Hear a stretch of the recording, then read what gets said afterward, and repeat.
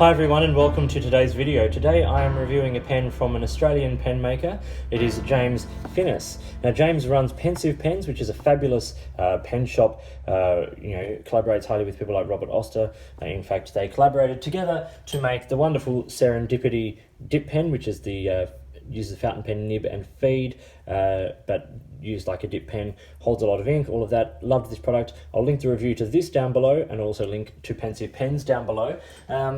But this pen is really interesting. This is, he's decided to come up with a few lines of pen, or this line, and it is available in a couple of different finishes. There's a black, there's a blue, there's a white. You'll see in a minute that I have the blue.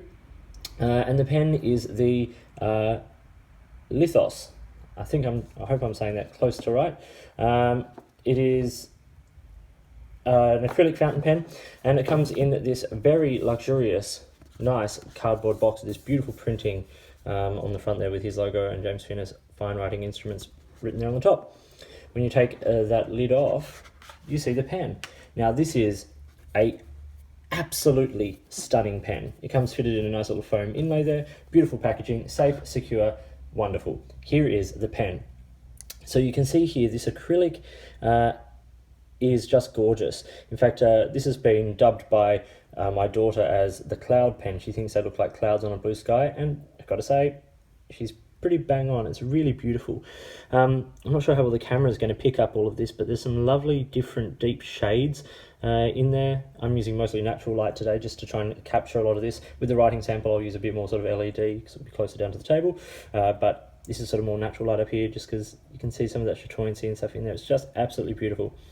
So this pen, as I said, is from James Finniss, and it is a simple acrylic pen. You can see there's no clip, simple classic design, and yeah, let's talk about the parts of the pen. So with the cap, both ends of the pen have this sort of black acrylic and gold band, the same gold band that is there on the center band of the cap. It is a screw pen to reveal a section made of the same black acrylic, and then a Yovo unbranded number 6 nib. I have it here in the medium, and the traditional sort of plastic feed, as you can see there.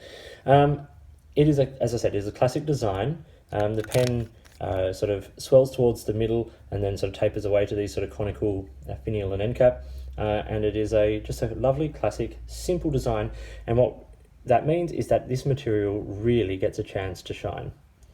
The workmanship here is beautiful. It's beautifully polished, it's well made. There's a couple of little things that I'll bring up, but for the most part, this is a really, really lovely pen. So as I said, it is a screw to cap. The pen does post and posts quite securely, and because it is a fairly light material, it doesn't backweight at all. It is a narrow pen in comparison to some other sort of acrylic pens in this sort of design. So it's a little bit slim, but it's quite nice and it fits nicely in the hand. And the section, although it is a little small, doesn't make too much, isn't too much of a problem. The section does taper quite heavily and then flares out just towards the end to stop your fingers running down onto the nib and the feed. But it is a really beautiful pen and it feels nice in the hand, if a little light. My only concern with this pen is how light this pen is. It's not that light is an issue, but it sort of feels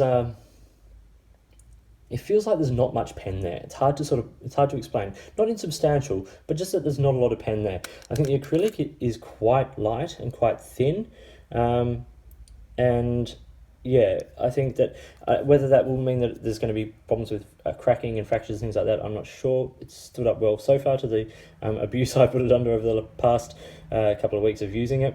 But it is a sort of, yeah, it's a nice pen. It feels lovely in the hand, but a light pen.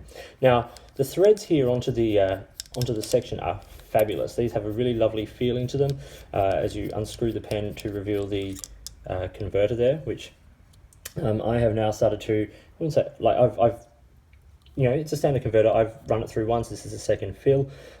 It's nice. It's it's a standard converter. It takes standard international, so you can put international cartridges in there if you wish. I'm not sure about eyedropping the pen. I haven't asked, but there's no metal here in the section, but I wonder if that comes through into the other side. I haven't been able to quite suss that out yet. But as you can see, so they hold it up to the light, you can see some of the lights that are coming through the pen there. And yeah, it is a really lovely looking material, this blue, I have to say. I'll screw that in. Looking through the camera makes things a little trickier. Okay, so let's do some stats. So measurements for the pen. It's 150 millimeters or 15 centimeters when it is capped, which makes it quite a long pen, really.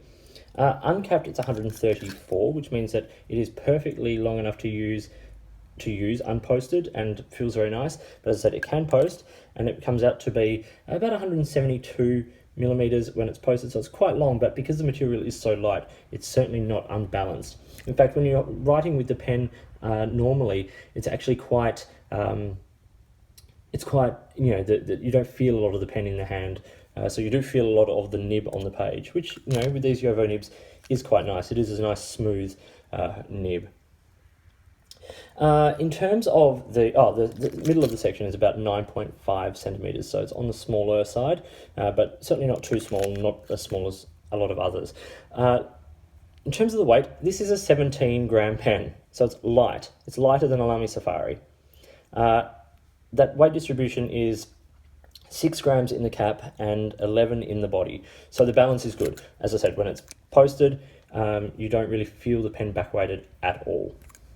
Just for comparison's sake, let's look at it alongside a couple of other pens. So here I have a Pelikan M805, same as the M800, and a Lamy Safari. So you can see it's longer than both of those pens, and not by much, by about a centimeter. So it is a nice sort of size pen, and in comparison, it's not that narrow. I just think when you're used to a pen this sort of size, you expect a bit more girth. So it's not, the girth is probably normal, for a pen, but as I said, a pen this length, I think you normally would expect a little bit more in terms of the girth. Okay. Now, the ink capacity, of course, because it's a standard converter, is about a milliliter, or just under a milliliter, 0.7 mil to a milliliter. They're good converters that it comes with, so I'm not going to complain about that. As I said, you can get a short or long cartridge in there without any problem. Let's do a writing sample, seeing as though we are here. And there I go again. So a little bit of cross-threading there, just getting it back on there, but that could be because of me looking at it through a camera, as opposed to directly at the pen. We'll do a writing sample, as I said, and then we'll come back with a couple of pros and cons, if you will. Well, here we have some rhodia paper, and here is the pen. So we'll just do a little writing sample here. We have the James Finniss. This is the blue model. This nib is a number 6 steel. JoWo. That's a J, by the way. JoWo medium nib. Now this nib is smooth and wet and generous and lovely. The ink here is Waterman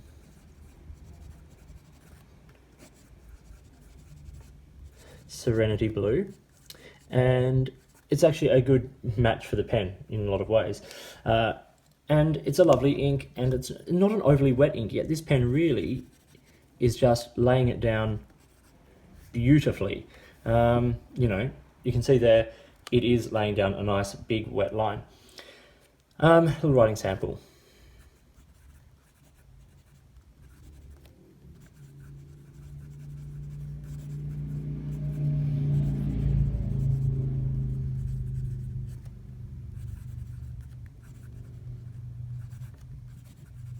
So yeah, beautiful, smooth. Let's do a quick sample.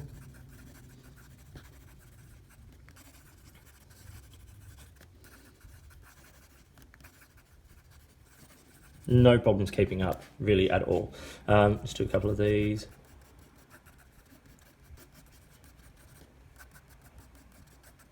And yeah, it's keeping up absolutely perfectly. In terms of flex, these JoWo nibs are not designed to flex. They are pretty rigid, and railroaded completely there. So really, it's not, yeah, it's not a nib or feed system that is going to keep up with flex. It's also a pretty rigid nib, so although as you can see, it replenishes itself fairly quickly. Reverse riding, very pleasant. Not scratchy, a little bit of feedback, and there's a tiny bit of feedback on the nib generally, like you can hear that just there a little bit, but it's very pleasant, and reverse riding worked really well. Let's do a little bit of my dreaded right-handed writing.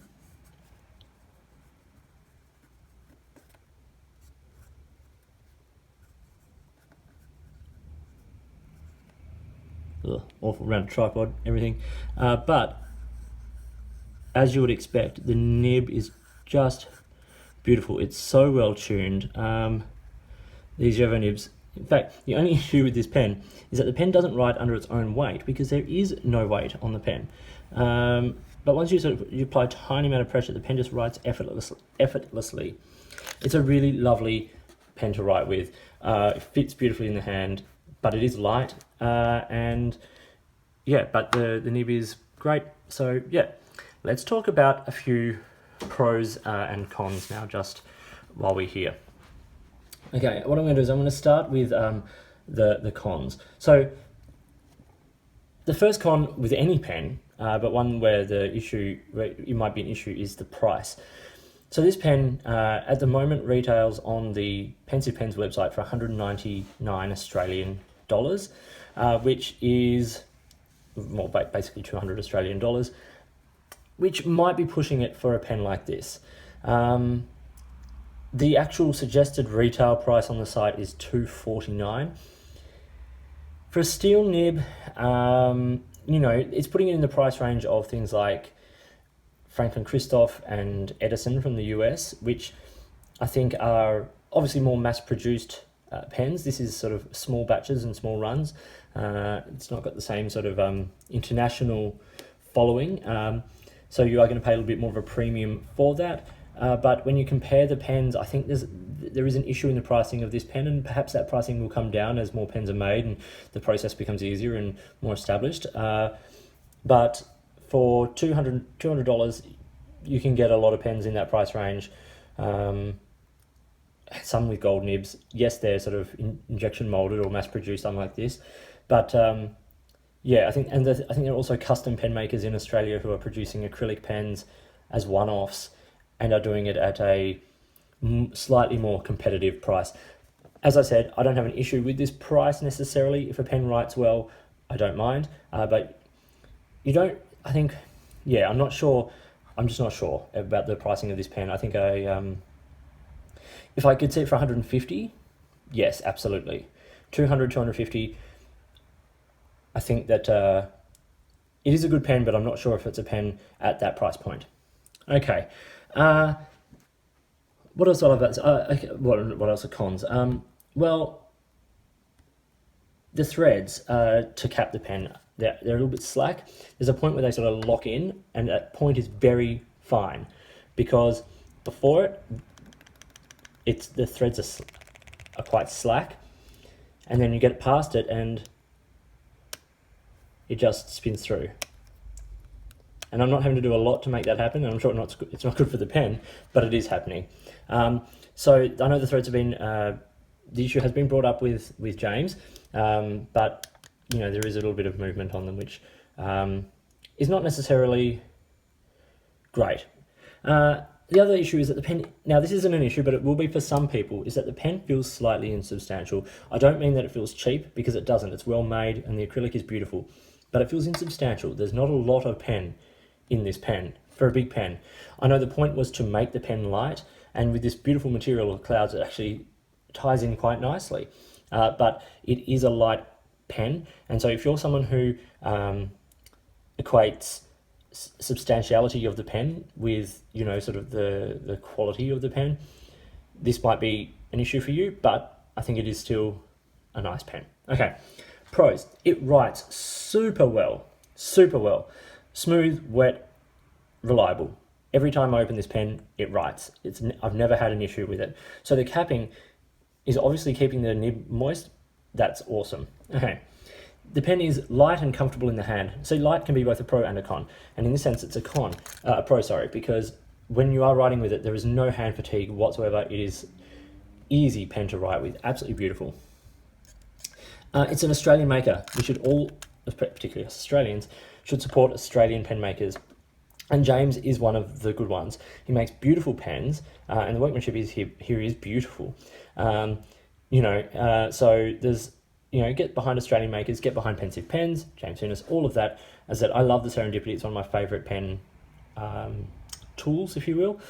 So I really, really like that. The material is beautiful. So it looks like clouds. It's got this beautiful chatoyancy to it. It's just absolutely gorgeous. When I opened the box, I was like, it made complete sense. The pen is beautifully packaged, and it's what else can you want? Like, it's safe, it's secure. There's not a whole lot of plastic. There's a bit of foam. There's not a whole lot of plastic involved. So I'm really all for that. So yeah, it is a classic design. It's no frills. There's no sort of garish sort of clips or filling systems that are going to make the pen cost $1,000 or anything like that. It's a classic design. It's well made. It's beautifully polished. It's a nice pen, but more importantly, you know what? This pen writes really, really well. And a lot of that is down to the nib. Jowo make great nibs, but the way the pen feels in the hand, the way it actually performs, absolutely bang on. This was the James Finniss Lithos in the blue model. I hope you found this video interesting. If you did, please give it a thumbs up and subscribe to the channel. Hit the notifications button if you want to stay up to date with the videos that I produce. Please feel free to get in touch using any of the platforms listed below.